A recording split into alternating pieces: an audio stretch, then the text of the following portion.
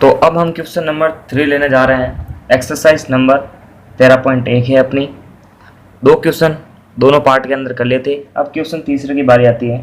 तीसरा क्वेश्चन क्या कहता है कि मान लीजिए एल एक रेखा है।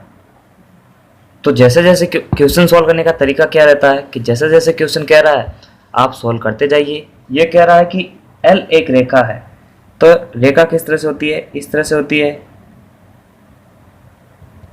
और रेखा किसे कहते हैं? जो दोनों तरफ से क्या हो, अनंत रूप से चलती हो, चाहे लेफ्ट हैंड साइड की तरफ से हो या चाहे राइट हैंड साइड की तरफ से हो, दोनों तरफ से इसके तीर लगे हुए ये शो करते हैं कि ये अनंत रूप से आगे बढ़ रही है दोनों साइड से। ठीक है, तो और P एक बिंदु है जो L पर स्थित नहीं है, यानी यह एक L रेखा थी और एक P बिंदु था जो इस रेखा पर स्थित नहीं है। और जब इस रेखा पर स्थित नहीं है तो कहीं और होगा, तो यहाँ पर होगा, शायद यहाँ पर हो सकता है, क्योंकि हमने जो बेसिक पढ़ा है उसके हिसाब से तो यही इंपॉर्टेंट है कि ये बिंदु ऊपर की तरफ होगा या फिर नीचे की तरफ होगा। तो मैं ऊपर की तरफ ले रहा हूँ।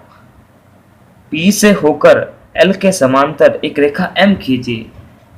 L के समांतर एक रेखा M खींच रहे हैं जो P बिंदु से होकर जाए। तो P बिंदु से होकर जाने वाली रेखा इस तरह से होगी, तो ये रेखा होगी M। हो गई ना? क्लियर है बिल्कुल। तो P से जा रही है रेखा, ये रेखा L के समांतर है। समांतर का मतलब ऐसा होता है कि दो रेखा इस तरह से, अगर इन दोनों के बीच की दूरी आगे बढ़ने पर समान आ रही है, यानी इन दोनों के बीच की दूरी यहाँ से यहाँ तक थी 5 मीटर, फिर आगे थोड़े बढ़े तो यहाँ पर भी 5 मीटर, फिर यहाँ पर भी 5 मीटर, यहाँ पर भी 5 मीटर, तो दोनों के बीच की जो दूरी होती है वो हमेशा समान आए, तो इसका मतलब क्या होता है कि ये दो रेखाएं समांतर है। तो ये दो रेखा भी क्या है? समांतर। यहाँ से यहाँ तक की दूरी, यहाँ से यहाँ तक की दूरी क्या है? बराबर है। क्लियर? अब क्वेश्चन आगे क्या कह रहा है कि अब P को L के किसी बिंदु Q से जोड़िए। ये जो P बिंदु था वो L के किसी बिंदु, L जो रेखा है इस पर कोई बिंदु लेना, जैसे यहाँ पर लिया मैंने Q, इसको इससे जोड़ना है, तो मैं इसको इससे जोड़ रहा हूँ। उसके बाद में क्या कह रहा है कि M पर कोई अन्य बिंदु R लीजिए। M पर कोई अन्य बिंदु R, तो ये M रेखा है, इस पर अन्य बिंदु R लेता हूँ। उसके बाद देखिए R से होकर PQ के समांतर, R से होकर PQ के समांतर, अब PQ रेखा ये है तो इसके समांतर होनी चाहिए, जो R से होकर क्या जाए, यानी R से होकर जाएगी इस तरह से, लेकिन क्या होगी? PQ के पैरेलल होगी। कैसे होगी? कि इन दोनों रेखाओं के बीच की दूरी आगे बढ़ने पर बराबर है।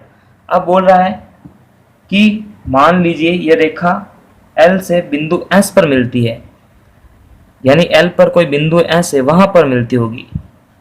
पूछ रहा है कि समांतर रेखाओं के इन युग्मों से क्या आकृति बनेगी। तो कौन सी आकृति बन रही है? ये देखो, ये कौन सी आकृति क्रिएट होगी? यह आकृति होगी समांतर चतुर्भुज की।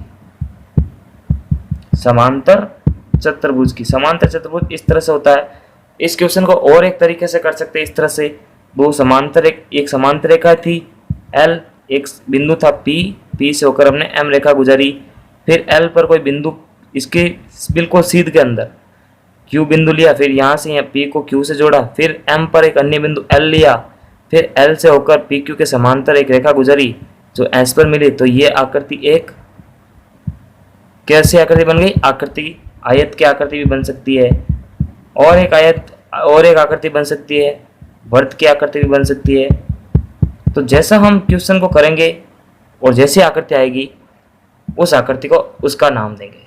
तो क्वेश्चन नंबर 3 क्लियर है, कोई प्रॉब्लम नहीं होनी चाहिए। तो क्वेश्चन 3 इसमें सॉल्व हो जाता है। नेक्स्ट पार्ट के अंदर जो एक्सरसाइज 13.2 है उसका बेसिक स्टार्ट हो जाएगा पूरा। तो थैंक्स फॉर वॉचिंग। तब तक के लिए लाइक, सब्सक्राइब एंड शेयर। नमस्कार।